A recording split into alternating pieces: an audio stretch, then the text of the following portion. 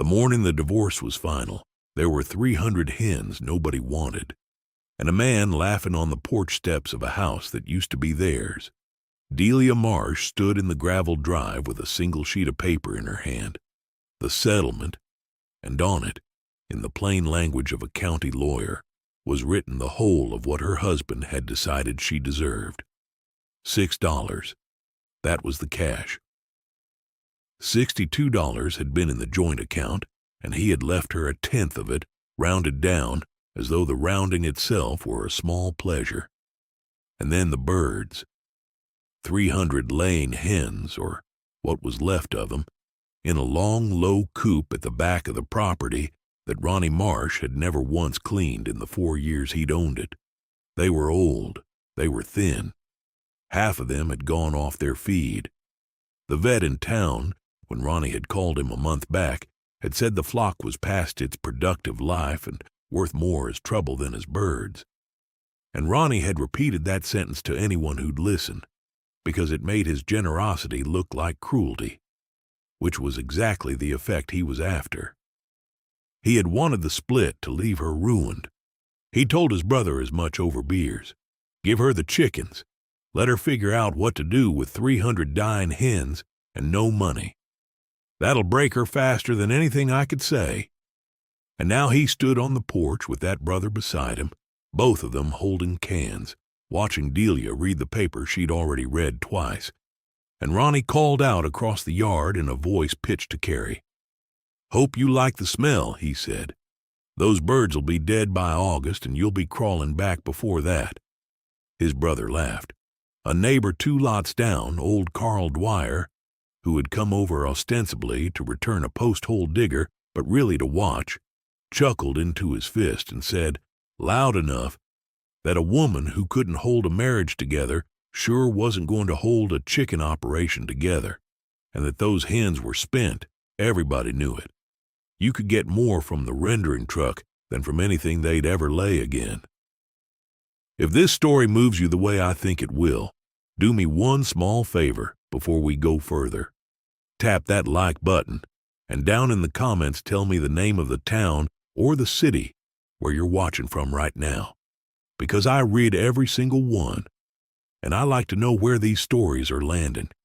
And if you've ever been handed something the whole world called worthless and told to make peace with the ruin of it, stay with me, because this one is for you. Now let's begin. Delia did not answer Ronnie. She had learned over 4 years that answering him was feeding him, and she was done with that particular chore. She folded the settlement paper into quarters and slid it into the back pocket of her jeans, and she turned away from the porch and walked the length of the yard toward the coop, past the rusted swing set that had come with the place and never been used, past the garden Ronnie had promised to till 3 springs running, and she stood at the wire and looked in at the birds without saying anything at all. She was 23 years old. She had not planned to be back in this county, not exactly, but there had been nowhere else to land, and the house had been part of the settlement too. The house and the 8 acres it sat on, because Ronnie had wanted the truck and the boat and the money more than he'd wanted a run-down place with a bad roof, and he'd traded her the land thinking he was trading her a burden. She stood at the wire a long time, long enough that Carl Dwyer got bored and drove off, and Ronnie's brother went inside, and eventually Ronnie himself grew tired of laughing at a woman who wouldn't look at him and slammed the truck door and left, gravel spitting behind the tires. Delia barely noticed him go. She was watching the hens. They were not, she thought, entirely spent. That was what everyone said, the vet and Ronnie and Carl, but everyone was saying it from the doorway, from the far side of the wire, from the comfortable distance of a person who had already decided. Delia opened the coop and went inside, and the smell was as bad as Ronnie had promised, worse, ammonia thick enough to sting, litter caked into a floor that hadn't been turned in a season. But when she crouched down among them, moving slow, the birds did not scatter the way sick birds scatter. Some came toward her, some were listless, yes, and a few she could tell at a glance were truly finished, wattles pale, eyes dull. But most of them were simply hungry and filthy and forgotten, and there is a difference, she knew, between a body that is dying and a body that has been neglected, though from a distance the two can look the same. Her grandfather had taught her that, though he'd been talking about horses at the time. She stayed in the coop until the light went orange and then gray, and she counted, and she looked. And by the time she came out, she had a number in her head that was different from 300. 240, maybe, that had a chance. The rest she would have to be honest about. But 240 was not nothing. And nothing was what Ronnie had believed he was leaving her. And the gap between those two facts was where Delia decided, standing in the dark yard with $6 to her name, that she was going to live for a while. The house had a landline still hooked up, though Delia didn't know how long that would last given the $6. And the first thing she did the next morning was call her great-aunt Verna. Verna was 81 years old and lived alone on a farm 40 minutes east, past the county line, and she was Delia's grandfather's sister, the last of that generation left, a woman so economical in her speech that a phone call with her rarely lasted more than 90 seconds. Delia told her what had happened. She told her about the $6 and the 300 hens, and Ronnie laughing on the porch. And she laid it out flat, without asking for anything, because you did not ask Verna for things. You simply reported the situation and let her decide what she thought about it. There was a long silence on the line. Delia could hear a clock ticking in Verna's kitchen 40 minutes away, and then Verna said, in her dry way, "How many are truly finished?" Delia said, "Maybe 60. Verna said, "Then you don't have 300 dying hens. You have 240 layers a fool gave away." And she let that sit, and then she said, "I'll come Saturday." And she hung up before Delia could answer, which was the closest thing to an embrace Verna offered anybody. Delia stood holding the dead receiver and felt, for the first time since the paper, something in her chest loosened. She did not have a plan. She wanted to be clear about that with herself, because she'd watched Ronnie chase plans his whole life, plans for money and plans for schemes, and none of them had ever once come to anything. She did not have a plan. She had 240 birds and a great aunt coming Saturday, and a notebook she'd bought years ago and never filled, and she took the notebook down off the shelf that first night and wrote at the top of the first page the date, and under it the number 240, and under that nothing yet, because she didn't know yet what she was doing. But she knew she was doing something. That was the part that mattered. The first week she spent cleaning. There was no money for anything else, so she cleaned, because that cost only her body, and her body she still owned outright. She hauled out the caked litter one wheelbarrow at a time and spread it on the dead garden Ronnie had never tilled, and she raked the coop down to the plywood and let it air 2 days in the sun. And she found, doing it, that a good third of the flock perked up simply from the change, from being able to breathe. She had no money for feed, or almost none, and this was the problem that kept her up nights, because layers eat whether or not you can pay for it, and a hen that isn't fed stops laying inside of days. So she did what her grandfather would have done, which she knew only because she'd trailed after him as a girl and absorbed things without meaning to. She let them out. The coop had a run, but the run was small and picked bare, so Delia strung a cheap wire fence around a half-acre of the weedy back lot and opened the coop door and let 240 hens out onto ground that hadn't held a chicken in years, ground thick with clover and crabgrass and grasshoppers and the fat white grubs that lived under the old boards of the collapsed shed. And the birds went to work. They spread out across the half-acre like they'd been waiting their whole lives for it, and they ate, and they dusted themselves in the dry dirt, and within a day Delia understood that she'd been thinking about the feed problem wrong. The land was the feed. It always had been.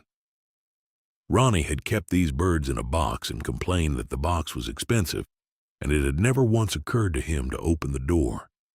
By the end of that first week she had eggs, not many. 9 the first good morning, then 14, then 20-odd, as the birds recovered and settled and remembered what their bodies were for. And Delia carried those first eggs into the kitchen and set them on the counter and looked at them a long time before she cracked one into a bowl, because she wanted to see for herself what she was working with. Ronnie had always bought eggs at the store, cheap ones, and never once eaten one of his own hens in 4 years, which told you everything about Ronnie. Delia cracked one into the bowl, and the yolk stood up tall and orange, orange like a sunset, orange the way a store egg never is, and the white was firm and held its shape, and she stood there in her ruined kitchen and understood that she was looking at something. She didn't have the words for it yet. She would get the words later from Verna and from her grandfather's notebooks, which she didn't yet know existed. But she stood over that bowl and knew, the way you know a thing in your hands before you know it in your head, that a spent hen does not lay an egg like that. That was not the egg of a dying bird. That was the egg of a bird that had been let out onto good ground and allowed to eat what a chicken is meant to eat. And there was a difference you could see with your own eyes right there in the bowl, between what everyone said these birds were worth and what they were actually producing. She fried it in the last of the butter and ate it standing up, and it was, she thought, without exaggeration, the best egg she had ever eaten in her life. She wrote that in the notebook, too. Best egg I ever ate, under the number 240. She didn't know why she wrote it. It seemed important to have it down. Verna came Saturday in a truck that was older than Delia, and that ran, as Verna put it, on spite and habit, an engine that knocked and rattled up the drive, composing its own obituary the whole way.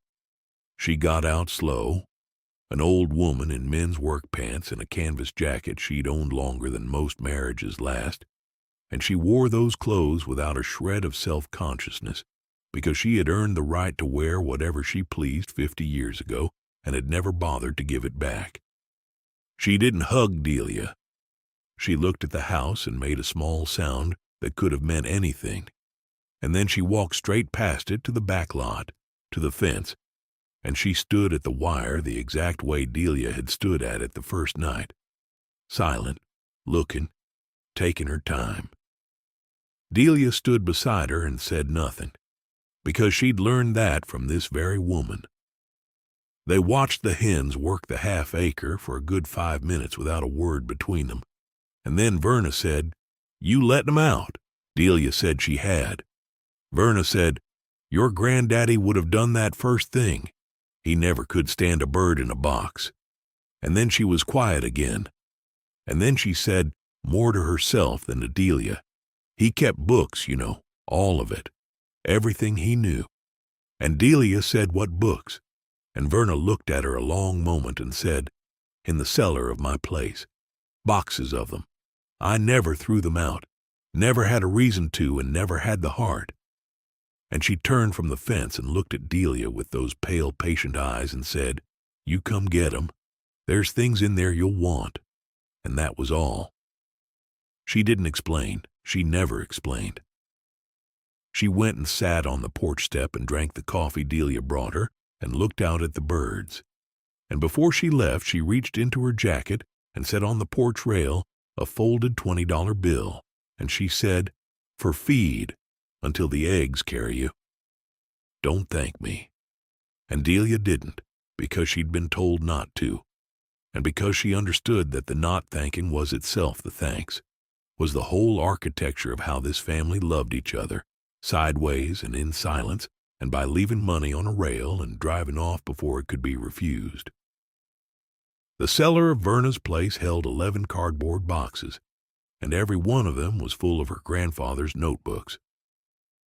Delia had known the man only as a child, had known him as a big, quiet presence who smelled of hay and let her ride on the tractor fender, and he'd died when she was 11, and she had not thought about him in years, except as an ache she'd learned to root around.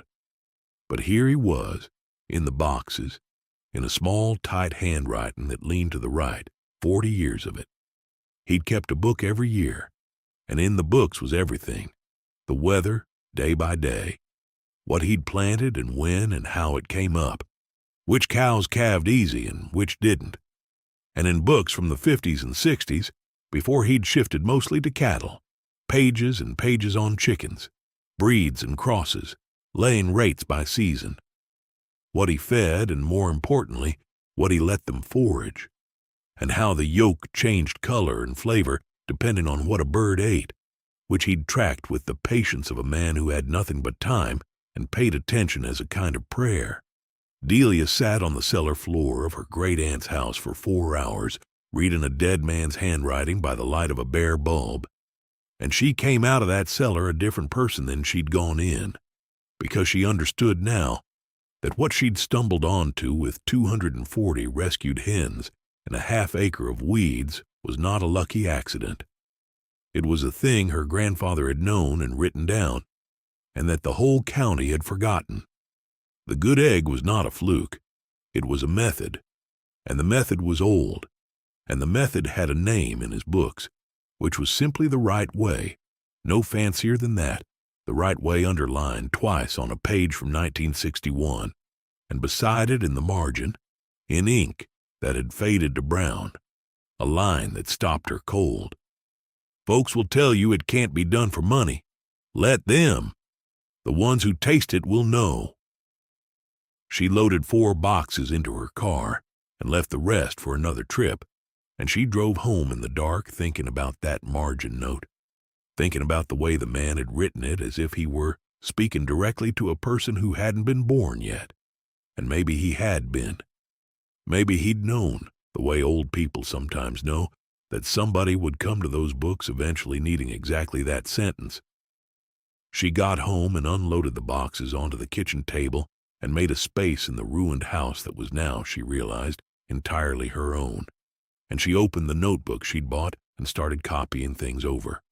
Feed ratios, the forage list, the way he sexed a healthy layer from a spent one by the width of the pelvic bones, 3 fingers for a good hen, which meant that half the birds Ronnie and the vet had written off might not be written off at all, might just need time and ground, and a woman patient enough to check them one at a time.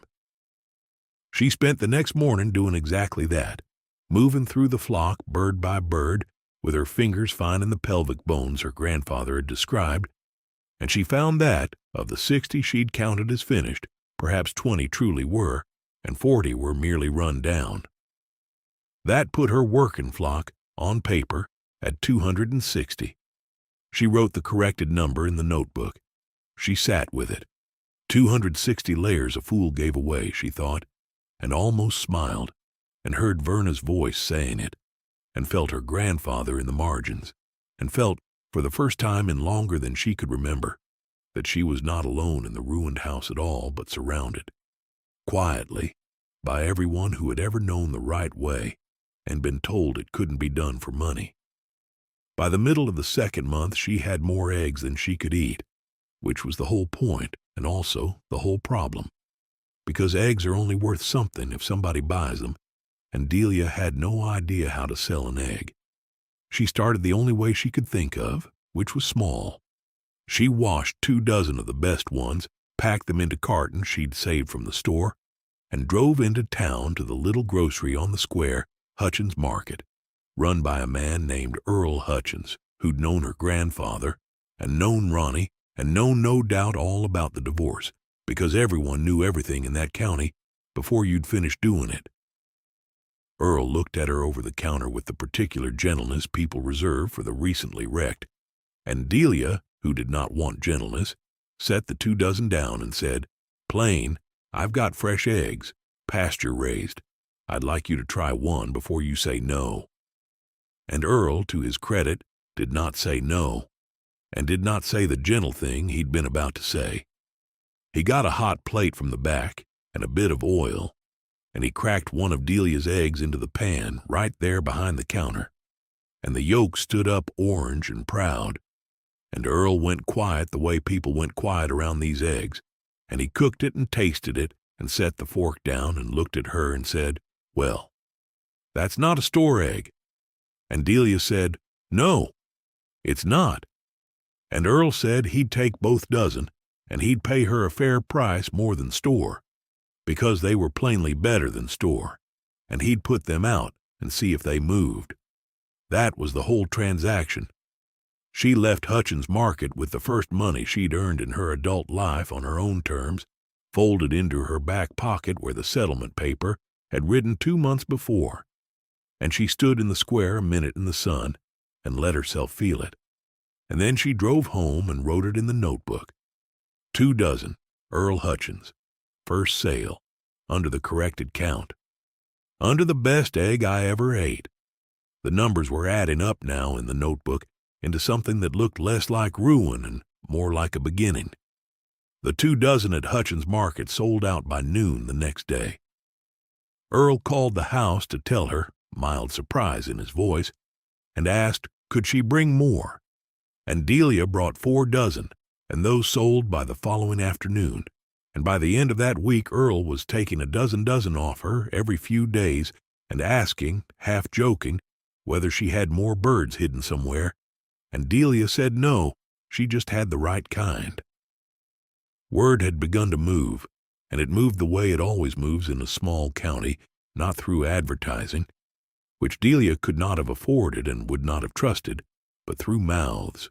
A woman bought a dozen of Delia's eggs at Hutchins and made her Sunday breakfast with them, and told her sister on the phone that she'd never tasted an egg like it.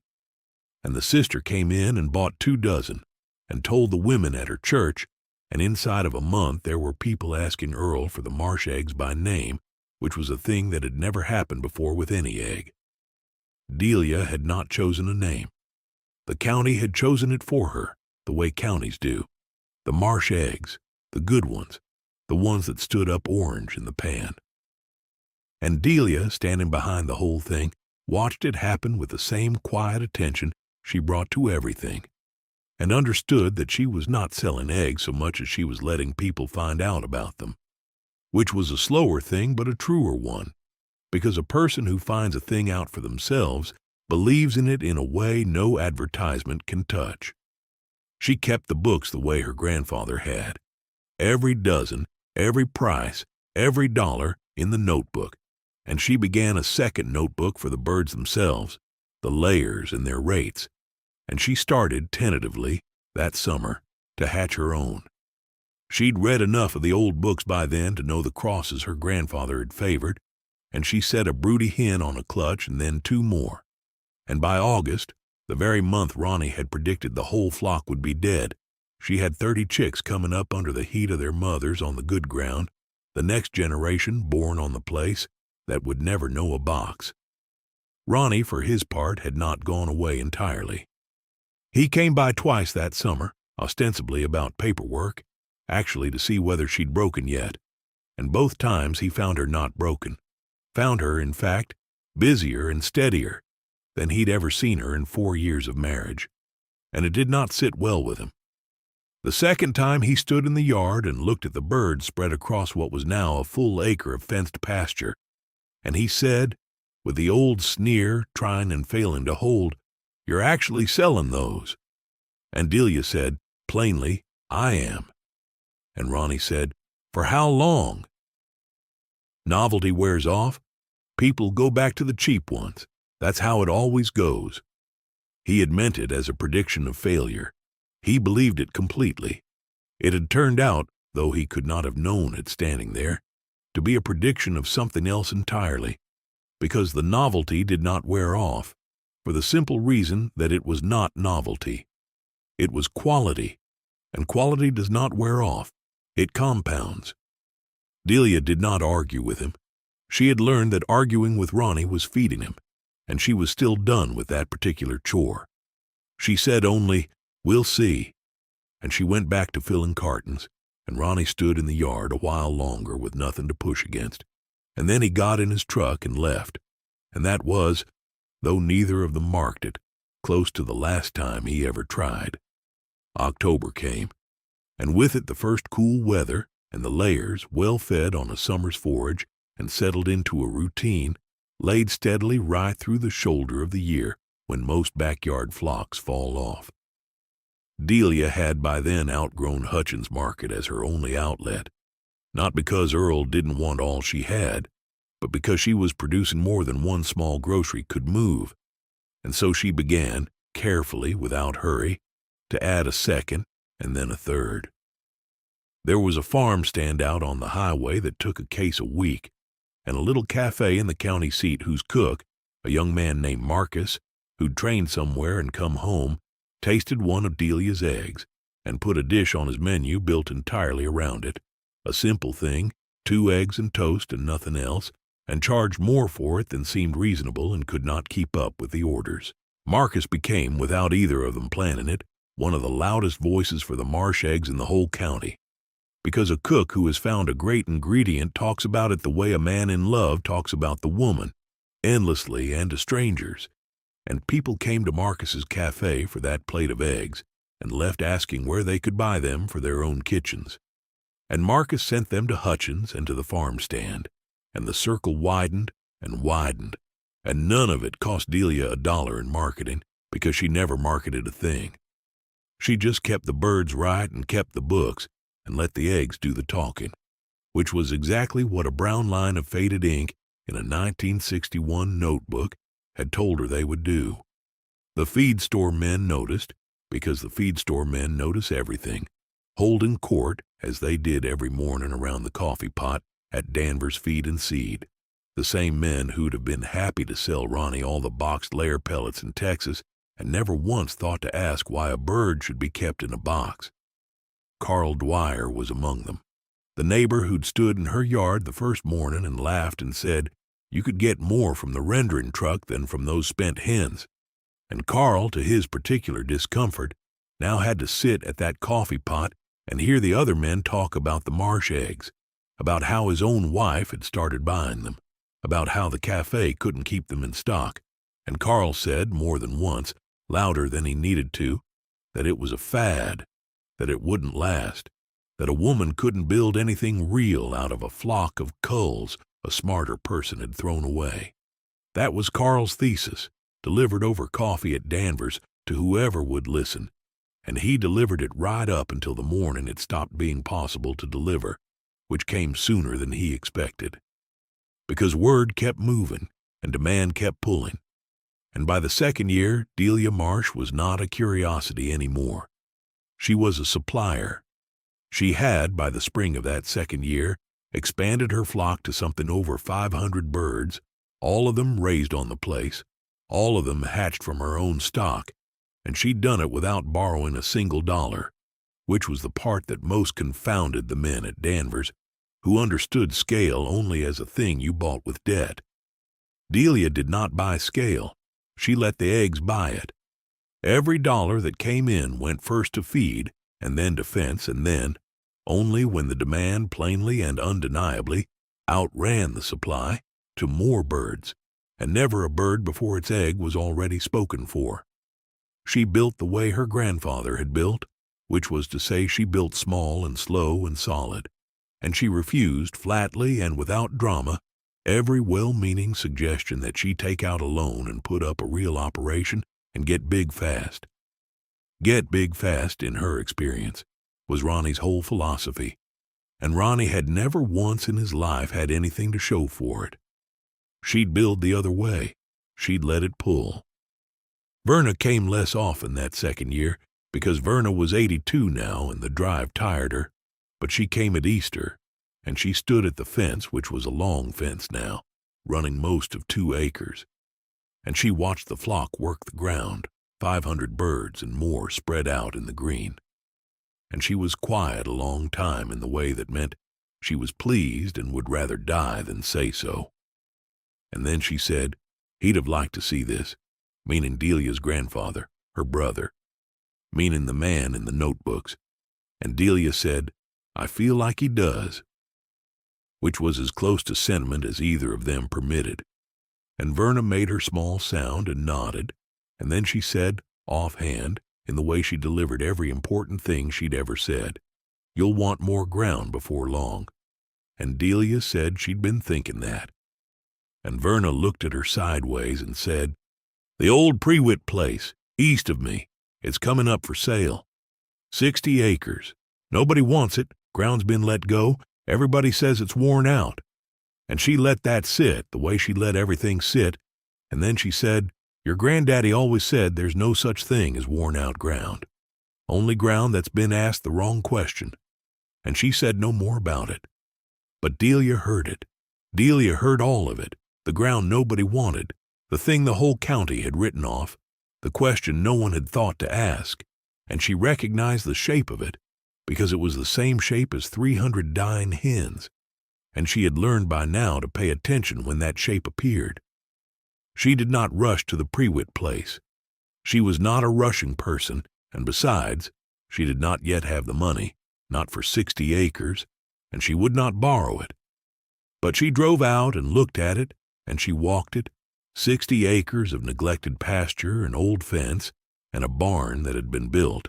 She could tell, by someone who had meant it to last, the timber still square and true under a bad roof.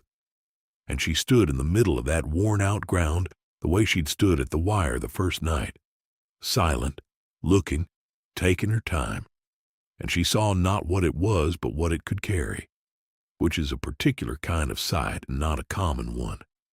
She saw 1,000 birds moving across it in rotation, resting one paddock while they worked another, the way her grandfather's books described, the birds themselves rebuilding the soil they fed on, so that in 3 years' time the worn-out ground would be the richest in the county, not despite the chickens, but because of them.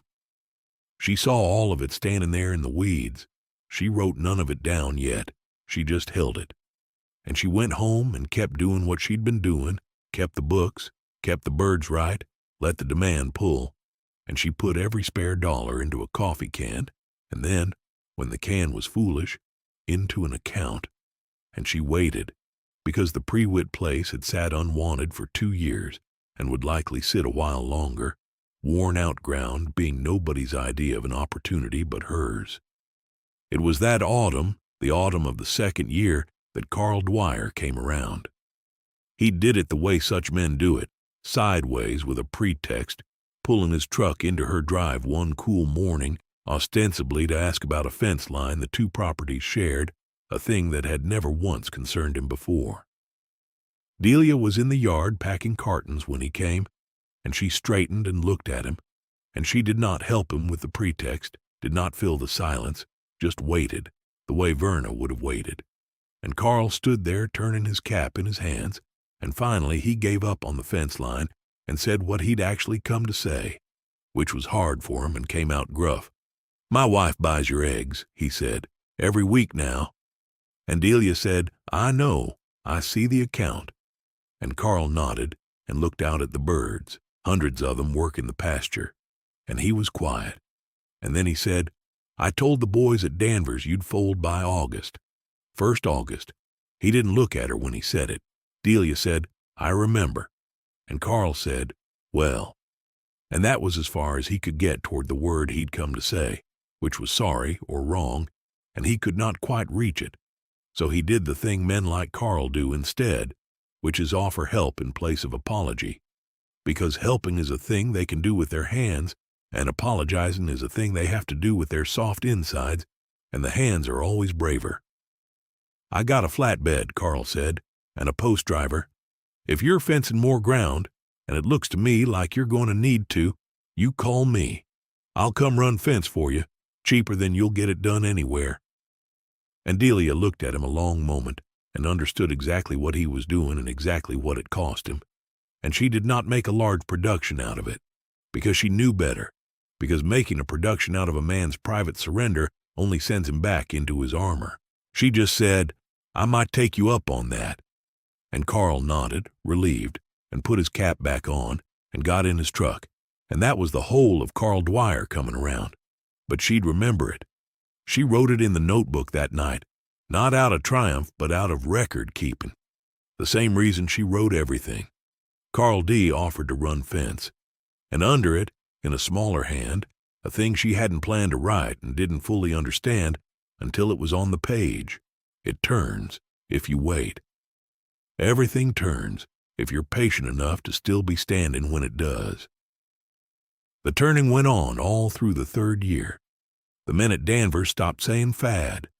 They started, some of them, quietly buying her eggs themselves, and 1 or 2 of them, the ones with land, started asking her, half embarrassed, how she did it, how she got the yolks like that, whether she'd sell them some chicks, and Delia sold them chicks, and gave them a page of her grandfather's method copied out in her own hand, because she'd decided somewhere along the way that the knowledge was not hers to hoard, that her grandfather had written those books not for one person, but for anyone with the patience to read them, and that the more people around the county who kept birds the right way, the more the whole idea of a real egg would spread, and the higher the tide would rise for all of them.